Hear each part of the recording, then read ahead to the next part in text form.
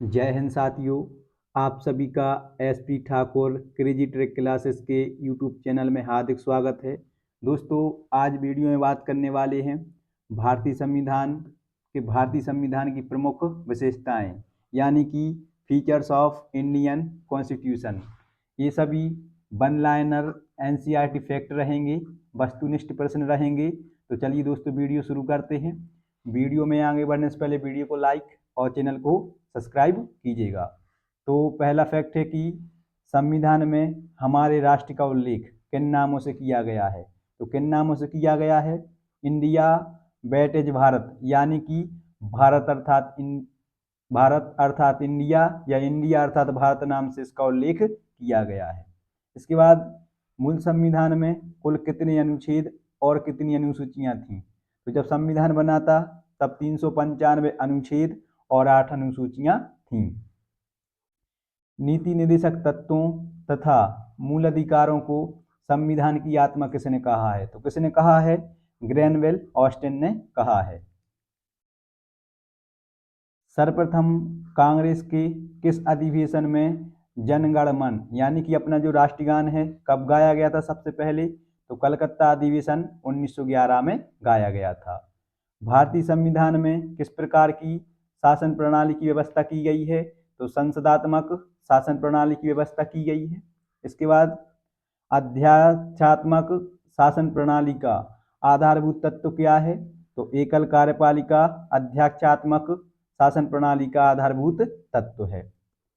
भारत की संसदीय शासन प्रणाली एवं ब्रिटेन की संसदीय शासन प्रणाली के मध्य अंतर बिंदु कौन सा है? तो कौन सा अंतर है? ओनली न्यायिक समीक्षा भारत और ब्रिटेन की संसदीय शासन प्रणाली के अंतर एक मध्य बिंदु स्थापित करती है। भारत में राजनीतिक सत्ता का प्रमुख स्रोत क्या है? तो जो भारत में राजनीतिक सत्ता का प्रमुख स्रोत क्या है? जनता है। भारत अर्ध संघात्मक राज्य है, यह किसने कहा था? तो भारत अर्ध संघात्मक राज्य है किसने कहा था? केसी विलियम ने कहा था। संविधान सभा की अंतिम बैठक कब होती है दोस्तों? तो 24 जनवरी 1950 को संविधान सभा की अंतिम बैठक हुई थी।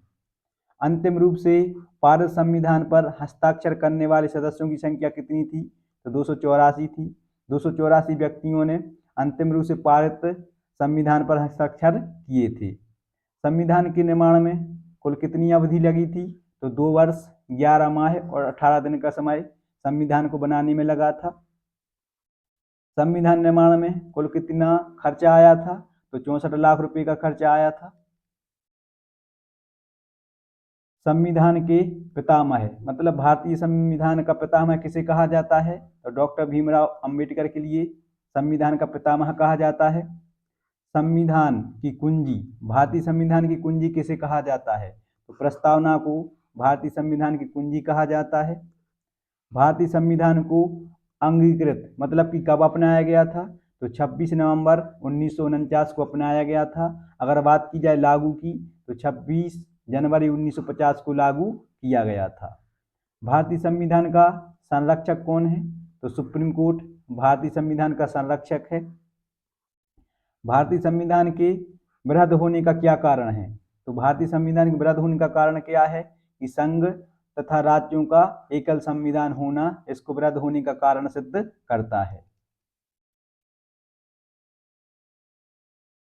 अपनी राष्ट्रवादी प्रतिक्रिया में भारतीय संविधान के निर्माताओं ने अल्पसंख्यकों के हितों तथा भावनाओं को कम करके आंका है। यह कथन किसका है? तो यह कथन आइवर जेनिंग्स का है।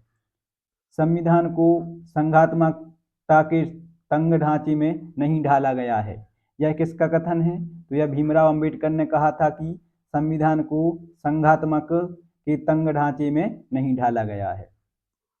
नेक्स्ट है कि भारत की संविधान सभा में वर्तमान रूप में जो राष्ट्रीय ध्वज है उसको कब अपनाया गया था? तो 22 जुलाई 1947 को अपनाया गया था। सर्वप्रथम कांग्रेस के किस अधिवेशन में राष्ट्रीय गीत वंदे मातरम को गाया गया था? तो कलकत्ता अधिवेशन 1896 में सर्वप्रथम वंदे मातरम जो कि अपना राष्ट्रीय गीत है उसको गाया गया था। जिसके रचयिता कौन है? तो बंकिम चंद्र चट्टोपाध्याय जी इसके रचयिता हैं। इसके बाद मूल संविधान को किसके द्वारा हस्तलिखित किया गया था? तो प्रेम बिहारी नारायण राजयादा के द्वारा मूल संविधान को हस्तलिखित किया गया था। मूल संविधान की कौन सी भाषा में निर्मित हुआ था? तो मूल संविधान की मूल भाषा क्या थी? अंग्रेजी में निर्मित किया गया था। भारतीय संविधान की प्रकृति कैसी है? तो भारतीय संविधान की प्रकृति अंशतः कठोर और अंशतः लचीला है। अध्यक्षात्मक शासन प्रणाली में कार्यपालिका की समस्त शक्तियां किसमें निहित होती हैं? तो राष्ट्रपति में निहित होती हैं। भारतीय संघवाद को सहकारी संघवाद किसने कहा है? तो भारतीय संघवाद को सहकारी संघवाद जी ऑस्टिन ने कहा है। कोई भी संविधान कितना भी अच्छा क्यों ना हो, यदि उसे क्रियान्वित करने वाले बुरे व्यक्ति हैं तो संविधान भी बुरा हो जाएगा। यह किसने कहा था? तो यह भीमराव अंबेडकर ने कहा था। भारत की स्वतंत्रता के बाद भारतीय राष्ट्रीय कांग्रेस को एक राजनीतिक दल के रूप में भंग कर दिया जाना चाहिए। यह किसका कथन था? तो यह महात्मा गांधी ने कहा था। भारतीय संविधान अधिक कठोर तथा अधिक लचीले के मध्य एक अच्छा संतुलन स्थापित करता है। यह कथन किसका था? तो यह कथन केसी व्हीयर का था। इसके बाद नेक्स्ट है भारतीय संविधान, भारत का संविधान परिसंघीय है। यह किससे निर्धारित होता है? तो केंद्र और राज्य के मध्य शक्तियों के वितरण से यह सिद्ध होता है कि जो भारत का संविधान है वह कैसा है? परिसंघीय है। भारतीय संविधान के संवैधानिक सलाहकार कौन थे? तो BN राव भारतीय संविधान के संवैधानिक सलाहकार थे। संविधान सभा का एकमात्र निरक्षर व्यक्ति, मतलब जो कि पढ़ा लिखा नहीं था, जिसको अक्षर का ज्ञान नहीं था, वह कौन थे? खान अब्दुल गफ्फार खान संविधान सभा के एकमात्र निरक्षर व्यक्ति थे। संविधान सभा का प्रथम वक्ता कौन था? तो डॉक्टर राधाकृष्णन संविधान सभा के प्रथम वक्ता थे। संविधान सभा में कितने अधिवेशन तथा कुल कितनी बैठकें हुई हैं? तो संविधान सभा में कुल 11 अधिवेशन और कुल 165 बैठकें हुई हैं। इसके बाद संविधान सभा में महिला सदस्यों की संख्या कितनी थी? तो 15 थी। तो दोस्तों ये थे भारतीय संविधान की प्रमुख विशेषताएं। आई होप, मैं आशा करता हूं कि आप सभी के लिए जानकारी अच्छी लगी होगी। अगर आप सभी के लिए जानकारी अच्छी लगी हो तो वीडियो को लाइक और चैनल को सब्सक्राइब कीजिएगा। मिलते हैं आप सभी को नेक्स्ट वीडियो में, तब तक आप सभी के लिए जय हिंद।